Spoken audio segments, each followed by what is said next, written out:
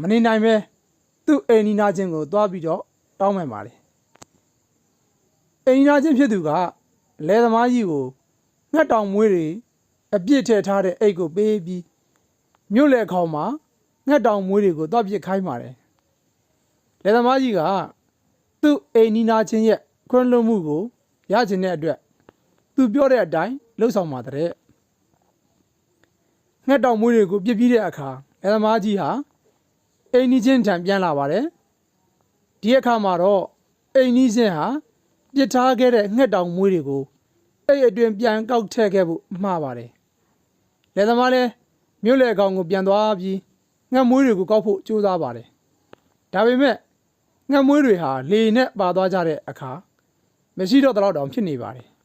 ဒီလိုနဲ့လယ်သမားကြီးလည်းအဲ့အလွတ်ကိုသာကင်လဲပြန်လာခဲ့ပြီးငှက်မွေးတွေကောက်ဖို့မဖြစ်နိုင်တော့တဲ့အကြောင်းသူ့အိမ်နီးချင်းထံပြန်အကြောင်းပြန်ပါတယ်ဒီခါမှာတော့အိမ်နီးချင်းကမိတ်ဆွေဆဲလိုက်မှာပြောခဲ့မိတဲ့စကားဟာမိတ်ဆွေငှက်မွေးတွေကိုပြစ်ချခဲ့တယ်လို့ပါဇက်ကအလွယ်ထွက်သားခဲ့တယ်ဒါပေမဲ့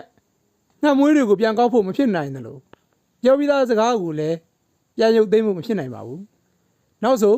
မိတ်ဆွေအနေနဲ့စကားတစ်ခုမပြောခင်တေချာစဉ်းစားပြီးမှပြောပါလို့ဆိုပါတဲ့စိတ်ထက်ကပါတီဖြစ်စေမပါတီဖြစ်စေပါဇက်ကပြောလိုက်တဲ့မကောင်းတဲ့စကားတွေဟာတစ်ဖက်သားအတွက်ထိခိုက်နစ်နာစေမိတယ်ဆိုရင်ပြန်ကူစားလို့မလွယ်တော့ပါဘူးတောင်းပန်နိုင်လို့ခွင့်လွှတ်မယ်ဆိုရင်တောင်ပြောပြီးသားစကားကနာကျင်စေပါတယ်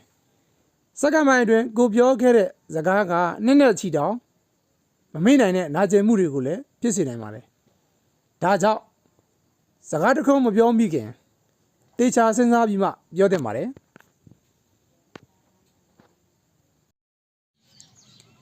ဒီ profile လေးကိုအဆုံးထိကြည့်ရှုပေးတဲ့အတွက်အားလုံးကိုကျေးဇူးတင်ပါတယ်ဒီ profile လေးကမိတ်ဆွေအတွက်ဘူးသရတစုံတရားရစေတယ်ဆိုရင်ကျွန်တော်ရဲ့ channel လေးကို subscribe လုပ်သွားပြီးဖိတ်ခေါ်ပါတယ်အားလုံးကိုကျေးဇူးတင်ပါတယ်